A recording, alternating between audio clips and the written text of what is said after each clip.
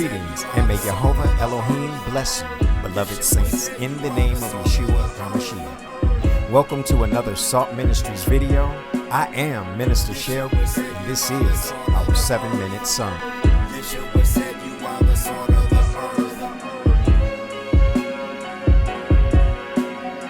earth. In today's teaching, titled Divisive Doctrine, we're going to discuss what's causing division among believers, why division exists among believers, and how to bridge the division by removing false doctrine. But before we get into the teaching, please follow and subscribe to our YouTube channel. Please like and share these videos with others. If you have any questions, wish to tithe or donate to S.A.L.T Ministries, please email us at saltministriesco@gmail.com. Our assignment at Serve and Love Them Ministries is to activate others to seek YeHoVaH's kingdom and to become disciples of Yeshua HaMashiach. Our Father, which art in heaven, hallowed be thy name. Thy kingdom come. Thy will be done in earth as it is in heaven.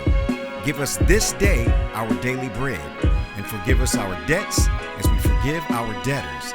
And lead us not into temptation, but deliver us from evil. For thine is the kingdom and the power and the glory forever. Amen. Just have a conversation with someone about things of YeHoVaH and watch their eyes and facial expressions change. I've witnessed and seen folks manifest demons as I'm talking to them about YeHoVaH. I've seen pupils change color in people's eyes from whatever color their eyes were to pitch black. I've seen people's faces contort. I've seen facial expressions go completely blank.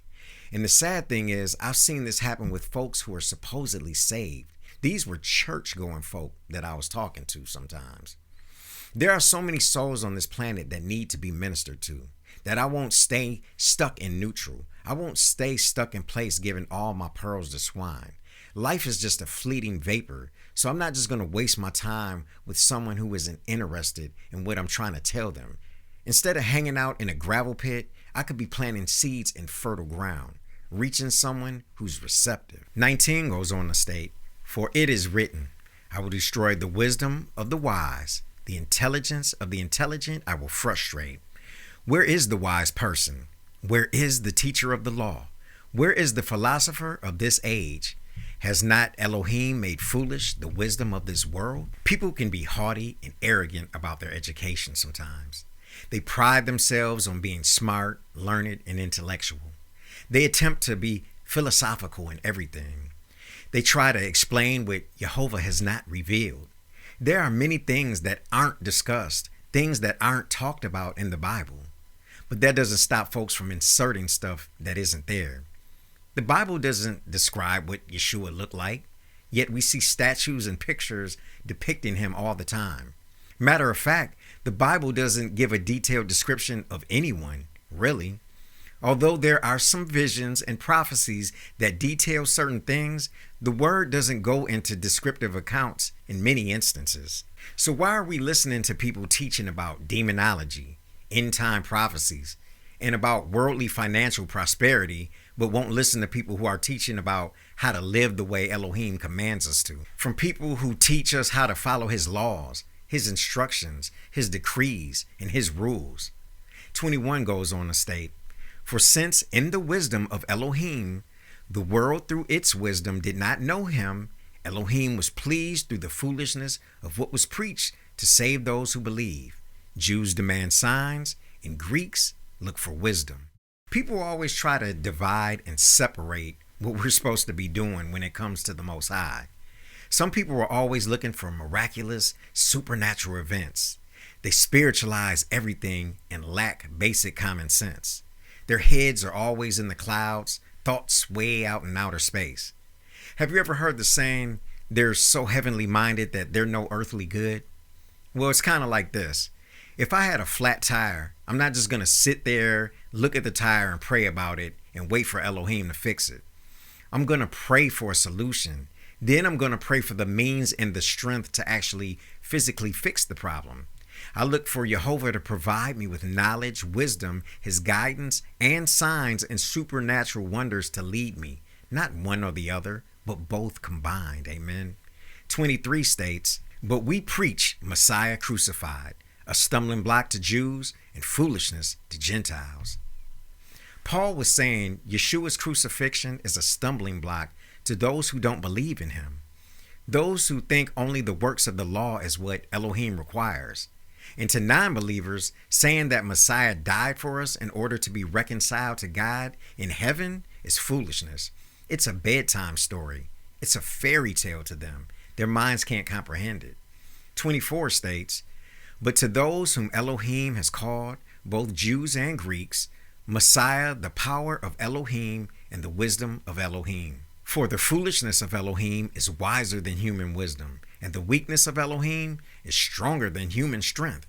Brothers and sisters, think of what you were when you were called. Not many of you were wise by human standards. Not many were influential. Not many were of noble birth. Paul is saying to them, most of you aren't scholars. They didn't have doctorates. They weren't PhDs. These weren't people of wealth and status or of royal nobility from a worldly perspective. 27 says, "But Elohim chose the foolish things of this world to shame the wise. Elohim chose the weak things of the world to shame the strong. Elohim chose the lowly things of this world and the despised things and the things that are not to nullify the things that are." If you've ever noticed, the Most High typically doesn't choose people who think they're smarter than everyone else, self-described geniuses, people who have not been broken, faced any trials, tribulations, and some setbacks in life. People who live well-manicured lives and never seem to face difficulties or troubles is usually not who YeHoVaH uses as an instrument to exalt his glory. Father generally uses the meek and the lowly, the ones that most of us in the world don't agree with and oftentimes downright despise. That's who he magnifies to show forth his might and his power through. Amen. That's why generally I'm leery of famous people who claim to follow Elohim, yet the fruit that they produce in their lives display a life of disobedience. The books they write, the products they endorse, the songs they create, the movies and the TV shows that they're in scream the polar opposite of living a godly and righteous life. That's why we witness many so-called great people in a worldly sense fall into traps. They fall into snares.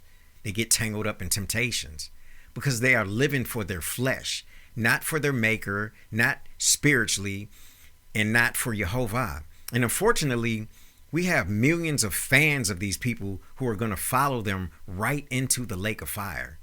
Those are the folks that YeHoVaH usually doesn't use or claim to use. Amen. Apostle Paul goes on to say in 29, "So that no one may boast before him. It is because of him that you are in Messiah Yeshua, who has become for us wisdom from Elohim, that is, our righteousness, holiness, and redemption. Therefore, as it is written, let the one who boasts, boast in YeHoVaH."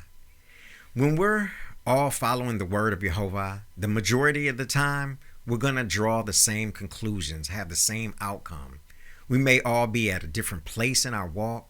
We may all be called to different ministries, but the common denominator is YeHoVaH's word. What does Father's word tell us to do? What did Yeshua say to do? What are the things that Yeshua did? As believers and followers of Yeshua, of YeHoVaH's holy word, the place where we should draw the line in the sand, the people that we need to be divided from, the ones that we should be set apart from, are folks who don't believe and think that we should keep the law. People who don't believe that Yeshua the Messiah came to redeem us. Those are the people we are called out and set apart from. We are to stay in line with the Father's word and what it says and stay away from the folks with their divisive doctrines. Amen. Peace, beloved. Shalom, beloved saints of YeHoVaH Elohim, in the mighty name of Yeshua HaMashiach. Order your digital, paperback, or hard copy of Persevering Through the Storm, written by Winston Shelby Jr.